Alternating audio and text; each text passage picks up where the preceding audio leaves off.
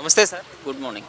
Next elections ఉన్నాయి కదా, ఎవరు సీఎం అయ్యేది ఎవరు? జగన్ గారా, లేదంటే చంద్రబాబు, లేదంటే షర్మిలా గారా, లేదంటే పవన్ కళ్యాణ్ గారా? జగన్ 70%, పవన్ కళ్యాణ్ 30% ఛాన్స్ ఉంటుంది. Maybe 20%, that's all. Jagan garu ఎందుకు అనుకుంటున్నారు? ఎందుకంటే even he's a very great person. His father is a great leader. Is grandfather is also great. Of course negative ఉంటుంది, బట్ వాళ్ళ ఫాదర్కి చాలా ట్రై చేశారు. అఫ్ కోర్స్ ట్రాజిడీ జరిగింది, వాళ్ళు లేరు ఇప్పుడు. సో మంచి మంచి ఫ్యామిలీ, వాళ్ళకి wealthy family plus political background plus అన్నీ ఉన్నాయి, మజిల్ పవరు అన్నీ ఉన్నాయి. సో వాళ్ళకి ఎఫిషియన్సీ ఉంటుంది. ప్లస్ ఒక ప్రజల మీద ఒక ఒక రిలేషన్షిప్ ఉంటుంది పేద ప్రజల మీద. Because they treat like old persons కూడా, they treat like their own family members. వసుదైవ కుటుంబకం అంటారు. See the whole world is వసుదైవ కుటుంబం. సి వాళ్ళకి because they also came from lower background, low profile నుంచి వచ్చారు, కష్టపడి పైకి వచ్చారు, ఎంతో పేరు తెచ్చుకున్నారు. కానీ వాళ్ళకి ఉంటుంది పేదల మీద కానీ ఐటీ సెక్టర్ మీద అన్నీ ఉంటుంది పేదల మీద. 4.5 సంవత్సరాలు చూశారు జగన్ గారిది పాలన, ఎలా అనిపించింది? ఓకే, యావరేజ్ చాలు. అంతకంటే ఒక 30+, is 35, I think 40 maybe, I don't know his age. అంత ఏజ్లో ఒక 50% మార్క్స్ ఇవ్వడం ఈజ్ 50 or 55 out of 100. అంత ఇవ్వచ్చు. Is more than our expectations. ఆయన ఎప్పుడైతే గెలిచారో నేను ఇంత కూడా చేస్తాననుకోలే. ఏదో డబ్బు ఆయన కేసులు తీసుకుంటాడు, ఆయన కేసులు ఉన్నాయి కదా, అవి తీసుకోవడానికి టైం అయిపోతుంది. కానీ మ్యాక్సిమం చేసి good name in political circles. ఎలా అనిపించింది అంటే పథకాలు ఇవ్వడం కానీ, నవరత్నాలు అని చెప్పేసి, వాలంటీర్ వ్యవస్థ కానీ,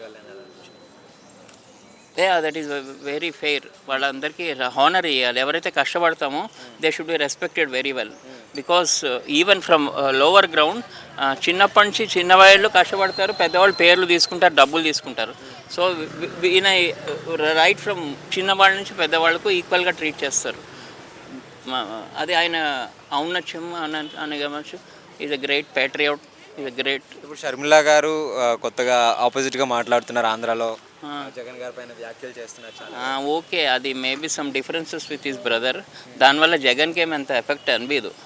ఎందుకంటే జగన్కి వాళ్ళకి కొంచెం డిఫరెన్సెస్ ఉన్నాయి స్టార్టింగ్ నుంచి. కానీ మళ్ళీ మధ్యలో కలిశారు, కానీ అది వర్కౌట్ కాలేదు వాళ్ళకి. అందుకని ఇక్కడ వచ్చి పార్టీ పెట్టడం. ఆ షర్మిలకు పెద్ద ఎక్స్పీరియన్స్ ఏం లేదు, టు బి ఓపెన్.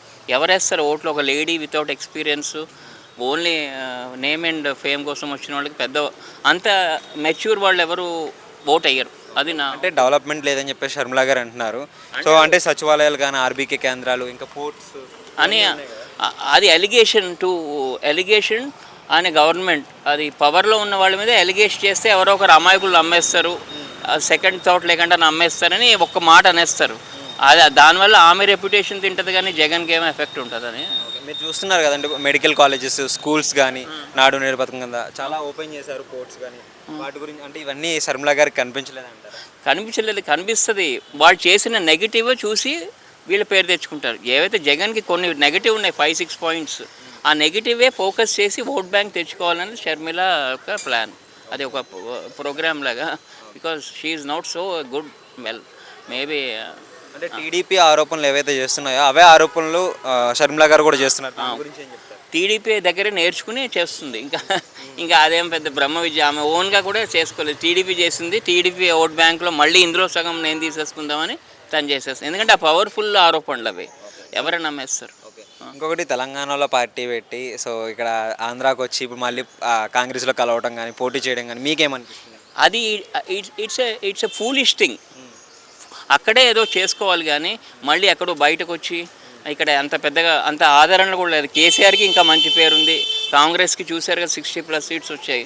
అలాంటి ప్లేస్లో ఇంకా నాకు ఒక షేర్ కావాలి, అక్కడ గొడవ చేసుకుని అక్కడ కావాలి ఇక్కడ కావాలంటే 100% గ్యాంబుల్.